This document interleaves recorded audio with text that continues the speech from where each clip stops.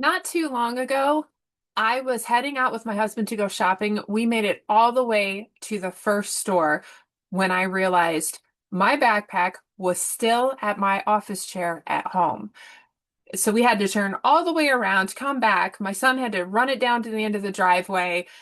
The day ruined, basically. It was just absolute chaos, a total waste of time. Do you have moments like this too? Do you have moments where you thought you were on top of things and some big thing gets forgotten or overlooked, and then you just end up feeling like a horrible person? Is that feeling more the norm than the exception? I want you to know today, as we get started, that you are not alone. It happens to so many of us. And I want to, let's talk about it today.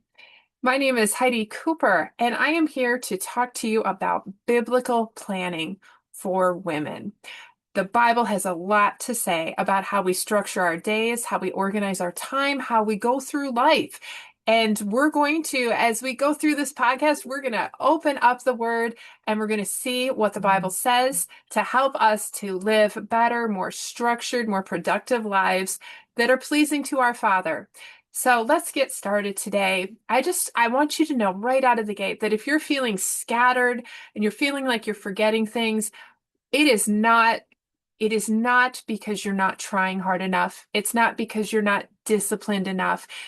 You just need better structure. So when I was early married, I trying to figure out this whole home management thing, and it can be a challenge if you've not been if you weren't responsible for a lot of things at home before you got married. And that's what I was finding, and as much as my desire was to be a good wife and to keep the home well, I was forgetting a lot of things. And my husband would ask me, like, can you fix this little thing that my button needs sewn back on, or, little things like that. And I was forgetting them. And he would say, hey, did you take care of that? And I'd say, oh, I forgot. And it was getting to the point where he wasn't really believing me anymore, because he's like, well, how come you always forget? He was feeling like I just didn't care enough to try to remember. Even though I was trying to remember, it just wasn't happening. And what was happening as a result is he thought I just didn't care about the stuff that was important to him. And that was a major wake up when I realized that, is that by me not setting a system and a structure in place, even though I was trying to remember everything, I was not communicating love for my husband. That was a major problem. And it happens to all of us. You see all the memes, on the internet. Like, we have too many computer tabs open in our brain, and we're trying to remember the things we're supposed to do. And it becomes just too much. Our brain just can't handle it. Mostly because our brain is designed to be creative and to explore and learn new ideas and come up with solutions to problems. It was never intended to be a storage device. This brain is not an external RAM. I'm probably using the wrong computer term there. My oldest son will correct me if he catches me. But the point is, our brain is not and never was intended to just store all of this information, like what we're fixing for dinner and what needs to go on the grocery list and where we need to be at any given time during this week. It was designed to be creative. And we can't do well at either if we're trying to use it as a storage device, rather than interacting with the world and being creative and those types of things. Have you ever felt like um, the memes are just like the one where, I don't know if you have seen it, but the one where they're like, I thought I was doing great today until I put the laundry in the oven. Again, it's because we are putting way too much on our brains to try to reasonably expect it to remember. And trying harder is just, it's not going to work. It's just too much.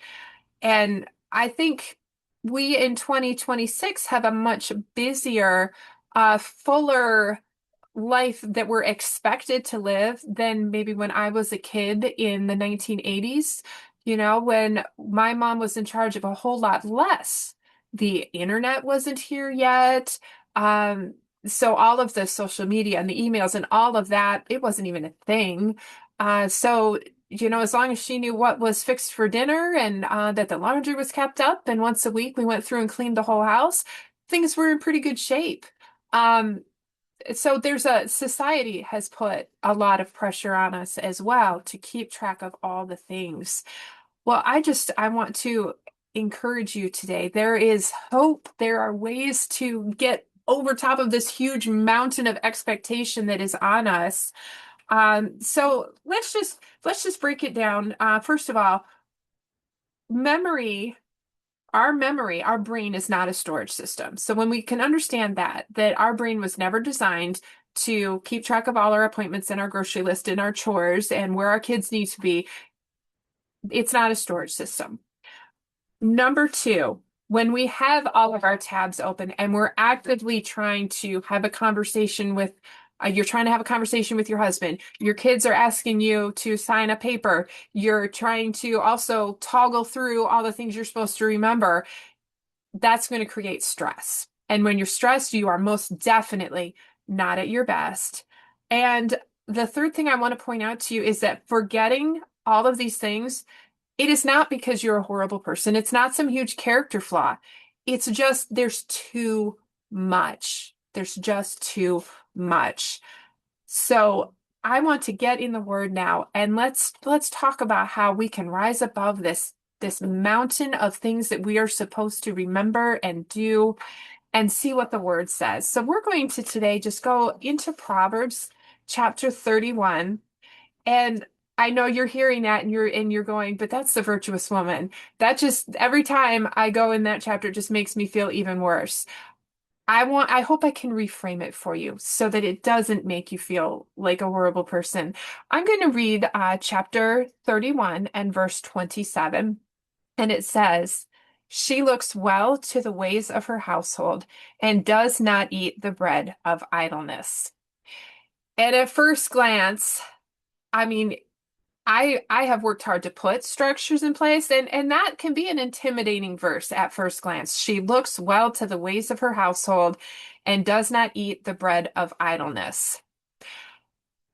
But I want us to all understand that the Proverbs 30 woman is not a to-do list. It is what is possible.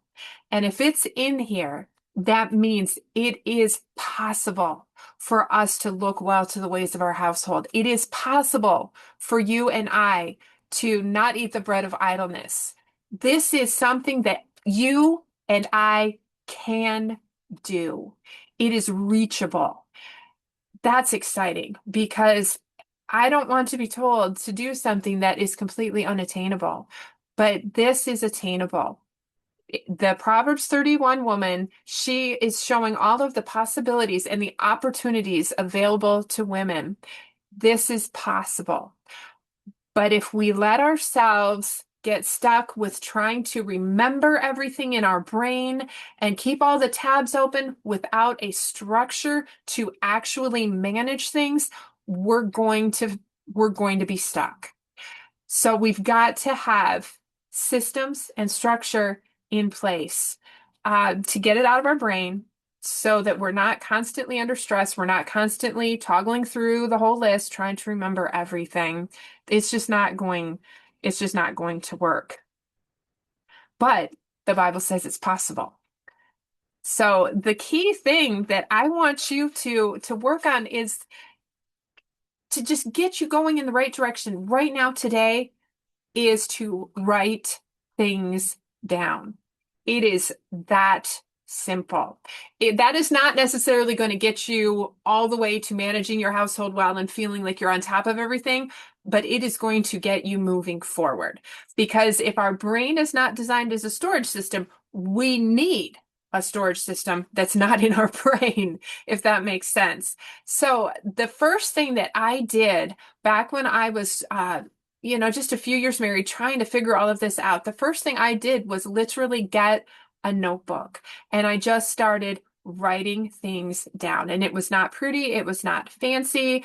And I wouldn't say it, like I said, I wouldn't say it completely got me where I needed to go, but it was a first step to start being able to keep on top of things, and stop forgetting the simple things that my husband would ask me to do so that he could see I was working to actually remember because I valued him. I valued what he needed me to do. And so I put some structure in place. And it was that simple. I started with a notebook and I wrote things down. I wrote down, and one of the easiest ways to do this is just in the evening or first thing in the morning, like when you're drinking your coffee, just look at today, or if you're doing it at night, this would be for tomorrow, of course. Um, just write down, okay, do you have a dinner plan? Write that down. Do you have any appointments that need to take place? Write down the times. Make sure you take into account, travel time to and from. Are there some tasks? Do you need to make a phone call? Do you need to send an email or whatever, a chore? Do you need to make sure that the sheets are washed? Write it down because then your brain does not have to keep track of it and it can be free to do other things. And right there, the stress level is going to come down just a bit. And that is you're going to feel lighter. So I want to encourage you. This is your job for today, right now. If you have been feeling overwhelmed and stressed, and it's not a lack of desire to manage your household well, it's just been too much. Your action step for today is to write down what you need to take care of. Either if you're listening to this in the morning, what you need to take care of today. And if you're in the evening, I often like to sit down in the evening and plan things out. Then it would be, what do you need for tomorrow? Okay. That's what I want you to do to help you start feeling like you are managing your household just a little bit better. We don't need to be superwoman. Not yet. Maybe later. Right now, we just want to feel less stress, want to feel like we're a little bit more in control because I know your desire, just like mine, is to, like Proverbs says, to manage our home and our family well. We were gifted by our Creator with the ability to do that. But society and the just all of the pressures and not having a structure, it just becomes too much. It's not a fault with you. You just need some structure, some systems to be able to handle it all. So make sure you go write down what you need to do either today or tomorrow to get you started on being a biblical planner and managing your household well. And if you'd like a little more help, I have a I have an ebook, a free ebook for you called Planning with Purpose that will give you some solid tips to get you started in the right direction to start having that structure built into your life and your days. So you can pick that up. I will get a link for you in the description so that you can just start getting those tips, getting that solid advice from someone who has been in the trenches of planning for a very long time. So go ahead and make use of that. And I will see you in the next episode of the podcast. And I have enjoyed chatting with you. I look forward to seeing you next time.